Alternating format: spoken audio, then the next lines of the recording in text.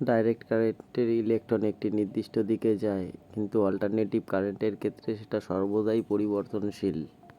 প্রিয় বন্ধু, আমরা এসি এবং ডিসি দুই ধরনের কারেন্ট দেখতে পাই।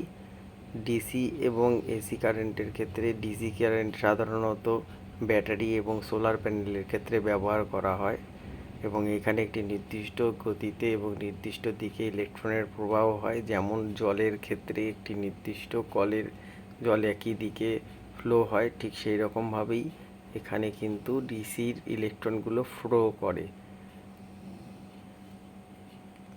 ডিসি সাধারণত আমরা সোলার প্যানেলের থেকে পাই, এবং এটিকে ব্যাটারি চার্জ করার ক্ষেত্রে বা ছোটোখাটো বিভিন্ন ধরনের ইলেকট্রনিক যন্ত্রপাতিতে ডিসিকে ব্যবহার করা হয়, ল্যাপটপ, মোবাইল এগুলোর ক্ষেত্রে। কিন্তু এসির ক্ষেত্রে যেহেতু ইলেকট্রনের প্রবাহ একটি পেন্ডুলামের মতন একদিক একবার যায় একবার আসে, অর্থাৎ নির্দিষ্ট দিকে গতি থাকে না, একবার সোজা যাচ্ছে একবার উল্টো দিকে আসছে, সেই কারণে কিন্তু একে ওই ধরনের সূক্ষ্ম যন্ত্রপাতিতে ব্যবহার করা সম্ভব নয়। এই কারণে আমরা এসি কারেন্টকে ওখানে ব্যবহার করি না। কিন্তু এসি কারেন্টের ক্ষেত্রে আমরা ভোল্টেজকে বাড়িয়ে অনেক ট্রান্সফর্মার সাহায্যে ভোল্টেজকে বাড়িয়ে অনেক দূরে কিন্তু আমরা রেজিস্ট্যান্সকে কমাতে পারি, এবং একটা জায়গা থেকে অন্য জায়গায় ইলেকট্রিককে প্রবাহ করাতে পারি।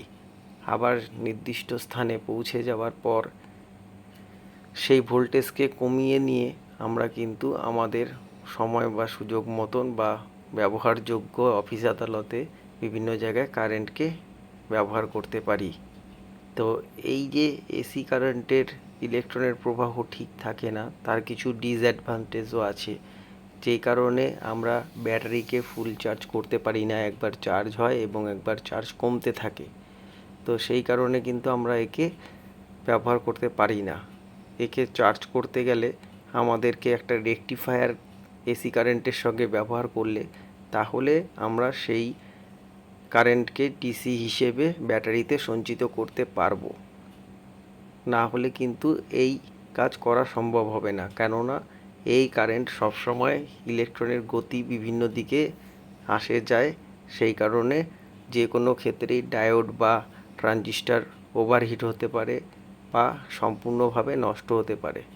এই কারণে ট্রানজিস্টর বা ছোটোখাটো এইরকম ইলেকট্রনিক্স দ্রব্যাদিকে আমরা ডিসি কারেন্টের সঙ্গেই ব্যবহার করি।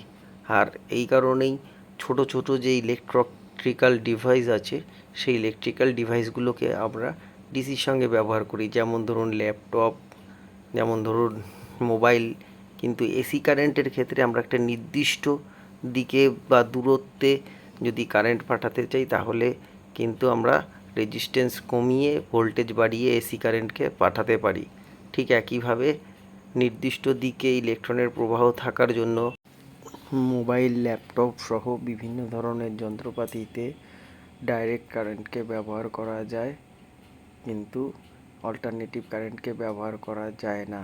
আপনাদের ভিডিও ভালো লাগলে লাইক, সাবস্ক্রাইব এবং শেয়ার অবশ্যই করবেন, কমেন্ট করবেন। নমস্কার, ভালো থাকবেন।